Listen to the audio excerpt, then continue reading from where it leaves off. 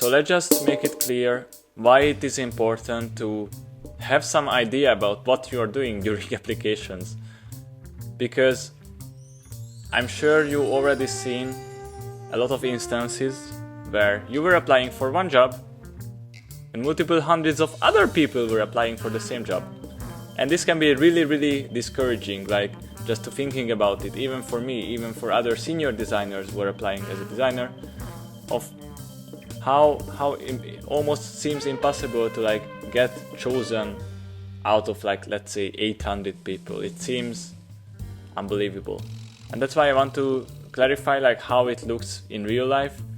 Basically, if you apply, let's say 100 to 100 different places, you're hopefully going to land 5 to 8 interviews, and out of those 5 to 8 interviews, you're probably going to get to one job. So as you can see, it's definitely not easy, but that's why I'm here talking to you, explaining you how these things are working, so you're going to have an easier time. There are few thousand people applying for the same position, and if you are just one of those people who don't have any idea of what the company is doing, and you have like a really general CV, really general portfolio, if you keep doing it enough times, you're probably going to be succeeding. This was what I was doing back then when I was pretty much a junior. But recently I realized that if you have a strategy, it's much easier to stand out, first of all, and there are other ways, not just to apply blindly, but also set up sort of like a structure and like a way of what are the actions daily, what you have to do and how to do them. Because back then my strategy was literally just sitting in front of LinkedIn and keep applying for jobs as long as I could.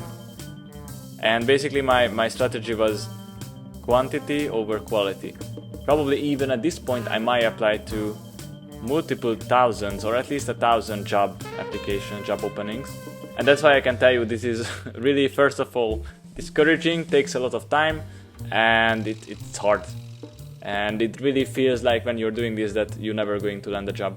While, and here comes the strategy part, if you know what are your strengths and weaknesses, if you know what you are looking for, if you know what companies are looking for, if you know how to make your CV stand out, if you know how to make your portfolio and case studies stand out, and if you know how to do interviews in a way that you actually stand out from the crowd, then if you sort of being unique in these areas, then you're going to have much easier time standing out. And this is basically the ways which I'm going to show you really soon.